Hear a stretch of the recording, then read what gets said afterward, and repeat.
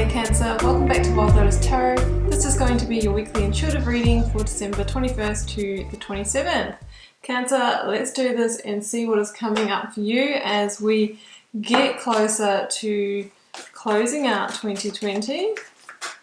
Oh, okay, that's our card. I have got protection, call back your power, cut the cords, soul retrieval.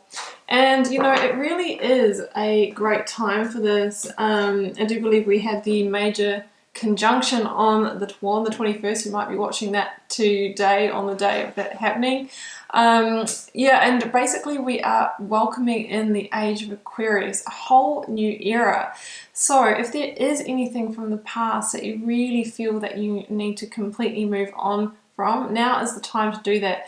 Because even though we can move on from a difficult situation, relationship, you know, loss of a job or something like that, we can actually keep energetic cords between ourselves and other people. So you can find either protection or cord removal meditations on YouTube and things like that. So do keep that in mind. Others of you might just need to have stronger boundaries. There might be a lot of people trying to connect with your energy at this time of the year as we move into the holidays. Just know that you can say no and that you can do what is right for you. So looking for an overarching tarot energy now. We are falling across the room. I have got the Knight of Cups. Well, okay. You know, the Knight of Cups can be an emotional messenger. For me, it's generally the energy of Pisces and the minor arcana. A couple of things here. It could be somebody coming in with an apology, an emotional offer or something like that. Together with the protection card, I would just say be careful of any smooth talkers who may be trying to influence you in some way. The charmers and that kind of thing, it can be that. But it also can be somebody who has an offer that can lead to greater joy for you, be it in love or work or whatever it is that you are seeking. So we'll see what comes out in the tarot story. So Cancer, beginning here with the energy of the recent past. Energies leaving, completing or transitioning. If this is your reading. For Cancer, yeah, there we go, I've got two actually. I have the Emperor, which is Aries, number 4 in the major arcana, and I have the World, that huge cyclic completion, that it's excellent energy to work with that at this time of the year. So I'm looking for the current or focus energy. Current or focus energy. Oh goodness guys, the Sun, this is Leo in the major arcana, and they say it's the most positive card in the tarot deck. It's the green light to move forward. It can be a yes if some of you are looking for a yes or no answer. Now in the outcome energy, I've got the 7 of Swords with the 4 of Swords. So that does tie in with that kind of connection, protection from connection energy that could be from somebody who doesn't have your best interest at heart. I've got the energy of Sagittarius, Temperance in the major arcana here. Let's grab those clarifiers. Clarifying the World and Emperor combination.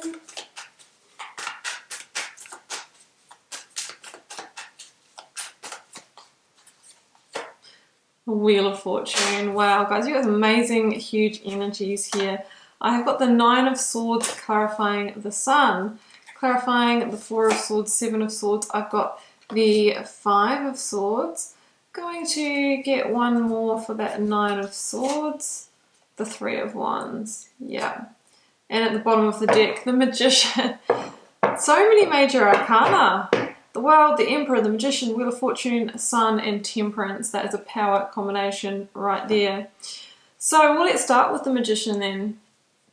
It looks to me in this reading here, Cancer, that you are in the state of transformation, transforming your life in some way. Now, we've got a fair amount of Swords energy here, but we also have some beautiful positive energies like the Sun. What it's really telling me is that maybe a key hardship that you have journeyed in 2020 is getting ready to complete for you. I can still see it here, but that Sun energy is saying things are going to work out. but you will have to be the one to do the transforming here. I mean, this is the indication, Cancer, that you are your own magic maker. The magician knows that he or she needs to cultivate the energy within that they want to attract without. So it's about getting a strong inner game. Sometimes we have to fake it till we make it. Be the thing the person, the situation, the energy of that we desire, so that we will magnetize that energy back to us. It says, Cancer, that you are ready for this transformation. You have all the skills and the tools at your disposal to do that. You have the emotional intelligence of the cup, the intellect of the sword, the power and passion of the wand, and the resourcefulness of the pentacle. So it's time for you to bring some conscious intention to whatever it is that you're trying to shift here. So in the recent past, yeah, I mean, I've got the Wheel of Fortune here. I think you know that change is upon you. You can generally feel when you're kind of entering a Wheel of Fortune time of your life. Like sometimes it's sudden, a sudden luck change. Other times it's just like I can feel that change is coming, something's got to give. So the Wheel of Fortune can be the big cyclic completions, the karmic contracts completing, definitely together with the world energy here. But it really says that it is your time for a luck change. It is your time to eclipse that Nine of Swords energy with the Sun, for anything that has stressed you out and caused you strife in 2020 to complete. And that wheel is that great fortune change that you may have been waiting for. It also says that everything is working out in divine timing, as destiny should have it, and that, you know, you probably needed to go through some of these things for karmic lessons as well. So we are completing a huge cycle here with the World. I mean, this is the last card in the Major Arcana that says you have arrived at a pivotal point of change in your life where you are moving out of one cycle and going through to the next, and that is your victory.